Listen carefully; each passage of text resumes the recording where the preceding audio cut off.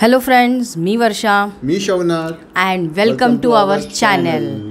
So आज आहे सोमवारची सकाळ, मोटिवेशनल मंडे, आणि आपण निघालेलो आहोत परत एकदा कोकणात.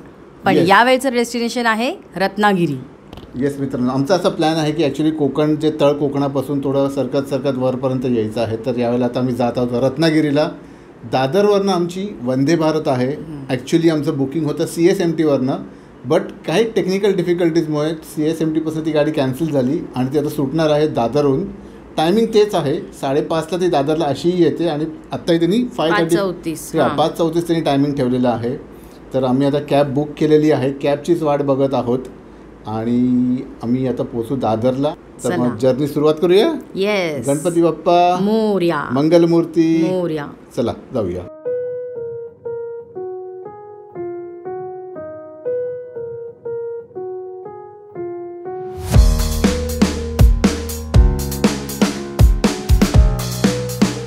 तर फायनली आता आम्ही दादरला येऊन वंदे भारतमध्ये सेटल झालेलो आहोत. गाडी इन टाईम आलेली आहे आणि सिन्स CSMTवरून नाही तर सगळी बोर्डिंग दादरवरूनच होते. गाडी सुटलेली आहे, व्यवस्थित 10 मिनटं थांबून गाडी सुटली. आता नेक्स्ट स्टॉप आहे ठाणे, मग पनवेल आहे, मग खेड आणि मग डायरेक्ट रत्नागिरी.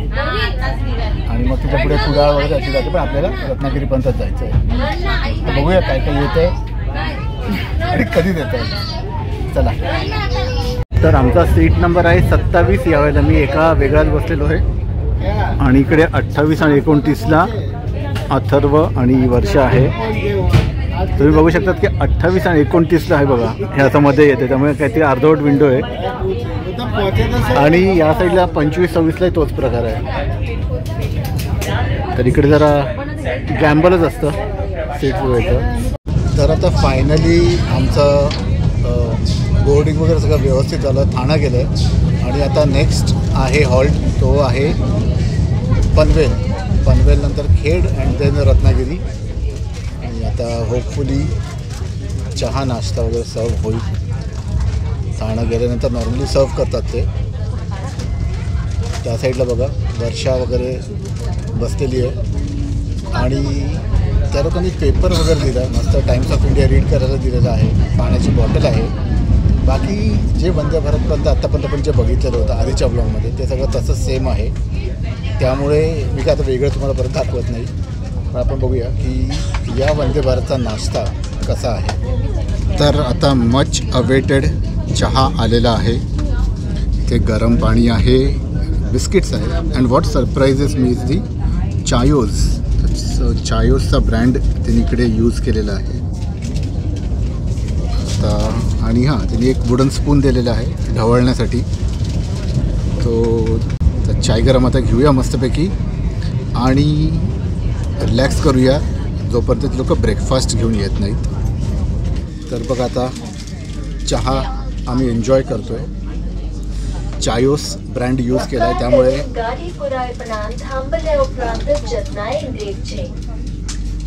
हे मध्ये इतकी अनाऊन्समेंट चालू आहे आणि असं बोलता पण येत नाही आहे. बट चहा मस्त आहे. चायोस ब्रँड असल्यामुळे ऑब्व्हियसली टेस्ट खूप चांगली आहे. एक मी जाणवलं की गाडी खूप शेक होते, त्यामुळे चहा बनवताना खूप चॅलेंज येत होता आणि पाणी एकदम गरम दिलं होतं, बट झालं कसं तरी.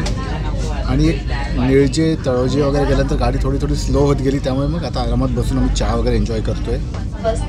या गाडीमध्ये ना 4 भाषांमध्ये अनाऊन्समेंट होते, मराठी, हिंदी, इंग्लिश आणि गोवन लँग्वेज, कारण ही गाडी मडगावपर्यंत आहे.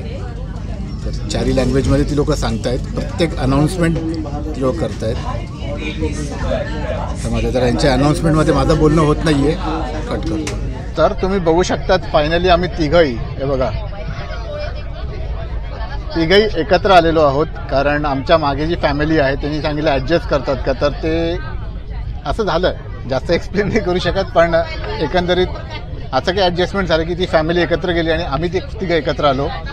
आणि आता पनवेलला त्या लोकांनी नाश्ता गाडीत आणलेला आहे आणि आता ते लोक चेक करत आहेत कसं झालं. तर इवन त्या जो ऑर्डर देणार आहे त्याला पण सांगितलं की आम्ही इकडे ॲडजस्ट केलं आहे, तर मग नाश्ता देतो तो आता तसा दे. बट एकंदरीत वंदे भारतचा प्रवास खूप छान सुरू आहे. तुम्हाला आता बाहेरचं दाखवतो.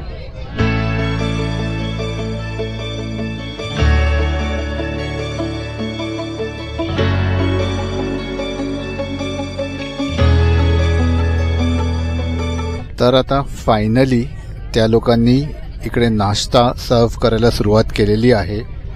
सो ॲज युजल तुम्हाला इकडे दिसत असेल, मग दाखवतो काय काय आलेलं आहे.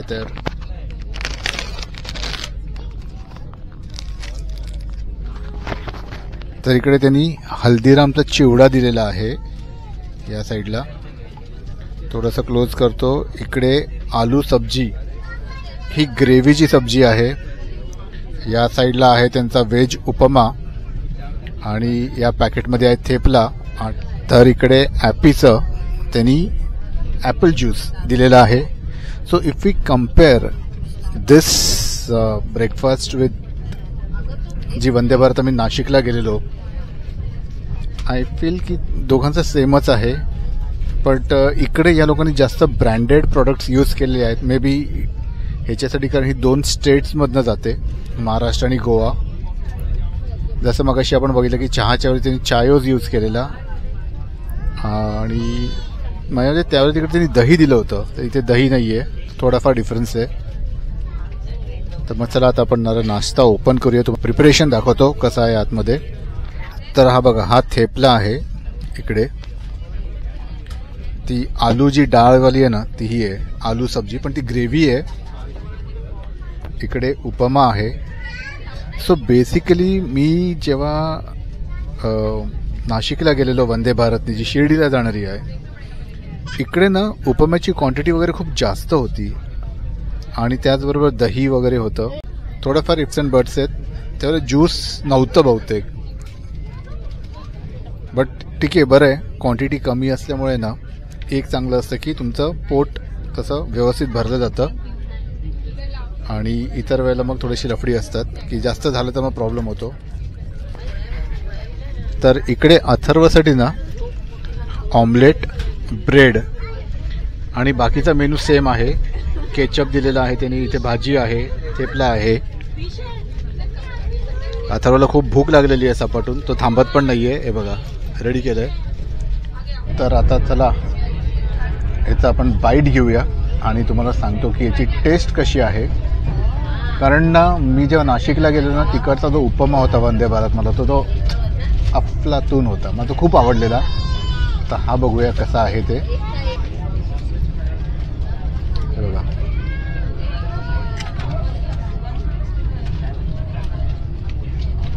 उपमा चांगला आहे, सॉफ्ट आहे, जास्त मसालेदार नाही आहे आणि पांढरा उपमा आहे. त्याला आपण उपीट पण म्हणतो. फक्त एकेच्या दाणे नाही आहेत,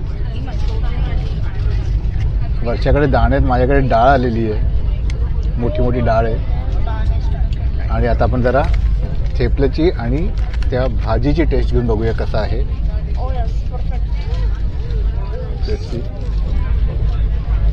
तर त्या थेपल्याची पण टेस्ट ओके, पण मग ह्याच्यापेक्षा जास्त गरम थेपले आम्हाला त्या वंदे भारतमध्ये होते. टेस्ट चांगली आहे, खराब नाही आहे. बट त्यावेळेला कसं कल्याण गेल्या गेल्या आम्हाला सर्व झालं होतं. इकडे पनवेल जाऊन बराच वेळ झाल्यानंतर त्यांनी मग आम्हाला एक्झॅक्ट मे बी पनवेलला जेव्हा ती लोक इथे ऑनबोर्ड करतात त्याच्यानंतर ती सगळी सॉर्टिंग होते कंपार्टमेंट वाईज, त्याच्यानंतर मग ते सर्व करायला सुरुवात करतात. रोहा जेव्हा आलं ना, रोहाच्या आसपास आमच्या टेबलावर म्हणजे आमचा जो सीट आहे त्याच्यावर त्यांनी आम्हाला व्हेज नॉनव्हेजचा नाश्ता आणून दिला. आम्ही जेव्हा बुकिंग केली या वंदे भारतला, तेव्हा सिन्स आमचा स्टॉप रत्नागिरी आहे त्यामुळे आम्हाला फक्त व्हेजचाच ऑप्शन होता. मग इकडच्या ज्या स्टाफला मी रिक्वेस्ट केली की काय नॉनव्हेजचा ऑप्शन आहे का. तो बोलला जर अवेलेबल झालं, काही एक्सेस राहिले तर आम्ही देऊ शकतो, नाही तर देणार नाही, आहे तोच नाश्ता घ्यावा लागेल. नॉनव्हेज आणि व्हेजमधला एकच फरक आहे की तुम्हाला तो ऑमलेट आणि ब्रेड देतात, उपमाऐवजी तुम्हाला ऑमलेट दिलं जातं. बाकी थेपला आणि काय म्हणतात ना बटाटा भाजी वगैरे सगळं सेम आहे. तर अथर्वनी तो आता एन्जॉय करतोय, मी माझा आता एन्जॉय करतोय. चला आता खायला सुरुवात करूया.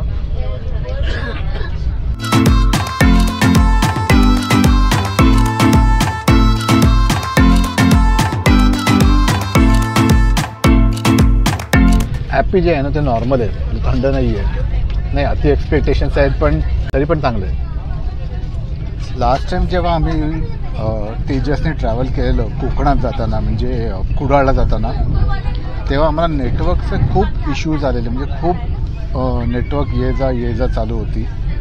पण आज आत्ता या क्षणीपर्यंत एकदाही नेटवर्क ड्रॉप नाही झालेलं आहे, एकदाही 2Gवर नाही गेलं, कंटिन्युअस 4G चालू आहे. आणि दुसरी गोष्ट म्हणजे वंदे भारतमध्ये बसल्यानंतर तुम्हाला त्यांचं एन्टरटेनमेंट दिसतं. कनेक्ट केलं तर it got connected, but connected without internet असं काहीतरी आलं. सो पॉसिबल असेल मे बी जे असं आम्ही चेअर कारमध्ये आहोत, जे बाकीचे आहेत त्याच्यात ज्या अदर ऑप्शन्स आहेत मे बी त्यांच्यासाठी असेल अवेलेबल. मगाशी वंदे भारतने 118चा स्पीड टच केला, तर लकीली आम्ही नाश्ता सुरू होता तर ते कॅप्चर नाही करतात, बट इट टच 180. नाशिकची वंदे भारत आणि ही वंदे भारत डेफिनेटली दोघांमध्ये फरक आहे. नाशिकची वंदे भारत मला थोडी जास्त आवडली आणि अशी म्हणजे may be because it was my first experience, त्यामुळे ती जास्त आवडली असेल. बट आतापर्यंत 1 किंवा 2च टनेल्स गेलेले आहेत, आता सुरू होतील. म्हणजे ते खेडच्या नंतर ते टनेल्सची शृंखला सुरू होईल. आणि यावेळेला उक्षीला आम्हाला थांबता नाही येणार, म्हणून गाडी थांबत नाही, साईड निघून जाते. आणि ऑटोमॅटिक डोअर्स असल्यामुळे ते चान्सच नाही. मग आता येऊ अधूनमधून तुमच्याशी गप्पा मारत राहीन, अपडेट्स देत राहीन.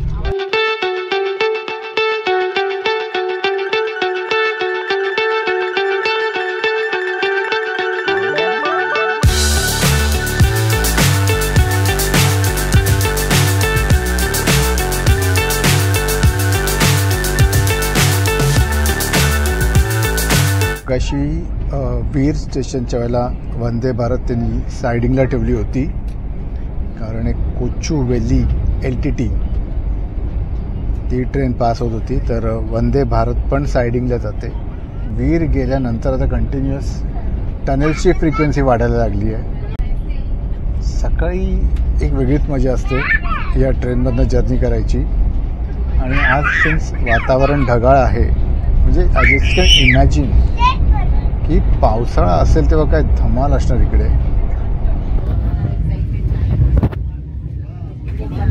तर फायनली खेड आलेला आहे, इथे इथे गाडीला हॉल्ट आहे.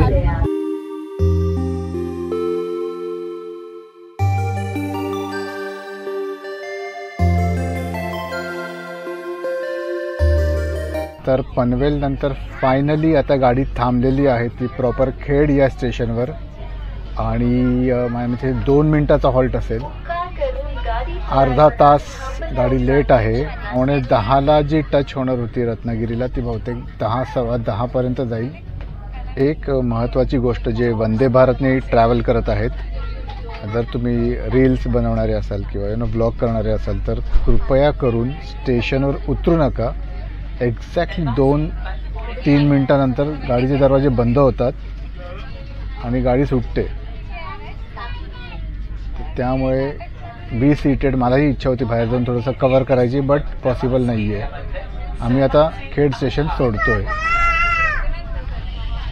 आणखीन एक गोष्ट मला या वंदे भारतबद्दल सांगायची आहे, ती म्हणजे की ही जी वंदे भारत आहे आणि आम्ही जे नाशिकला गेलेलो, नाशिकची थोडी बोगीज जास्त होते. इथे माझ्यामध्ये 8च बोगीज आहेत माझ्यामध्ये total. That was very surprising, कारण आम्ही बघितलं की अरे हे एवढेच आहेत, आणि नाशिकला थोडे जास्त होते माझ्यामध्ये, कारण ह्याच्यानंतर नाशिकची पण लागली होती. त्यामुळे ही गाडी बहुतेक पटकन फुल होते.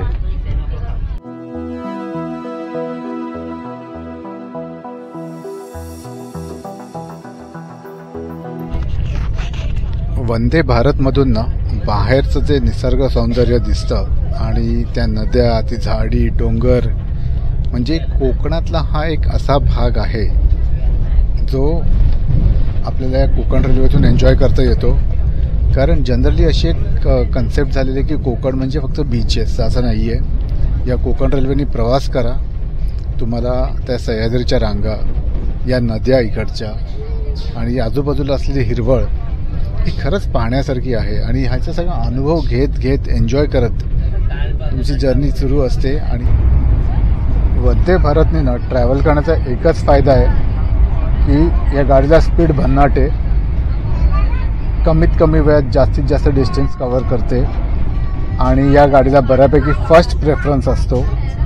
पूर्वीच्या काळी असं फक्त राजधानीसाठी असायचं. तिला क्लिअर करण्यासाठी बऱ्याचशा गाड्या डायव्हर्ट करायच्या, सायडिंगला टाकायच्या. तसं सध्या काही वंदे भारतचं चालू आहे.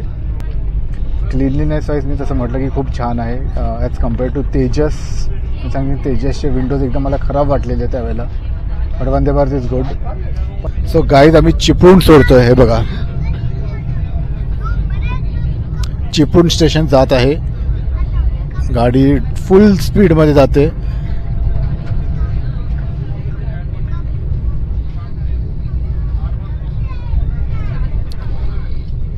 लास्ट टाइम आम्ही जेव्हा चिपळूणला थांबलो होतो गरमागरम वडापाव खाल्ला होता. जस्ट फ्यू मंथ्स बॅक डिसेंबरमध्ये, म्हणजे ऑलमोस्ट बघितलं 6 मंथ्स झालेच आता. डिसेंबरमध्ये गेलेलो तेव्हा मिडबा होमस्टेला गेलेलो प्रगत लोकेच्या घरी. आणि त्याच्यानंतर मग आता आम्ही जात आहोत रत्नागिरीला. रत्नागिरीला आम्हाला एक होमस्टे सजेस्ट केला होता शुभांगी कीर. त्यांचा होमस्टे खूप फेमस यूट्यूबरसुद्धा आहे आणि त्यांचा स्वतःचा होमस्टे पण आहे. बट आम्हाला ज्या डेट्सला हवं होतं तो बुक्ड होता. सो आता आपण उतरलेलो आहोत रत्नागिरी स्टेशनला आणि आपण ज्यांना गाडी सांगितलेली आहे ते बाहेर उभे आहेत, आपली वाट बघतायत. सो आता इकडनं आपण बाहेर पडूया आणि त्यांना भेटूया. आणि ॲक्च्युली ना इकडे ज्यांच्याकडनं आम्ही गाडी पूर्ण नेक्स्ट 3 दिवसासाठी घेतलेली आहे तर तेच आम्हाला पिकअप करायला पण आलेत आणि तेच आम्हाला ड्रॉप पण करणार आहेत.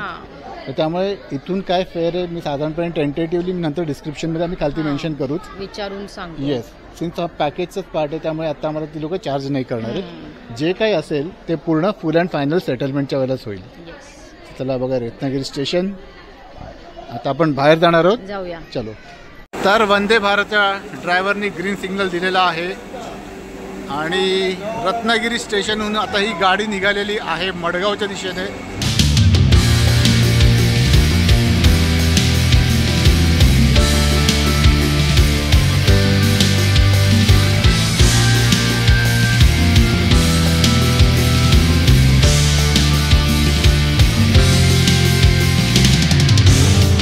तर आता मिस्टर पावसकर ते स्वतःच आम्हाला घ्यायला येणार आहेत आणि आता आम्हाला त्यांच्याबरोबर जायचं आहे समर्थ ATC या रिसॉर्टवर.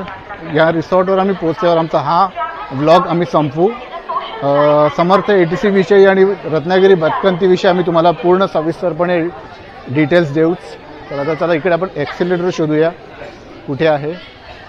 गाडी प्लॅटफॉर्म नंबर 1ला आलेली आहे आणि इथे टोटल 3 आहेत प्लॅटफॉर्म्स, 1, 2 आणि 3. तर आता शोधत जाऊया आणि जवळपास पुढे परत माझ्या ते पाऊण तासाचा रोड आहे अजून. प्लॅटफॉर्म नंबर 1ला उतरल्यानंतर राईट साईडला या, राईट साईडला लिफ्ट आहे, तुम्ही लिफ्टनी जाऊ शकतात. आम्ही पण तिकडे जात आहोत. तर चला आता लिफ्टच्या इकडेच पोहोचलेलो आहोत. आता मी जरा वेळ थांबवतो.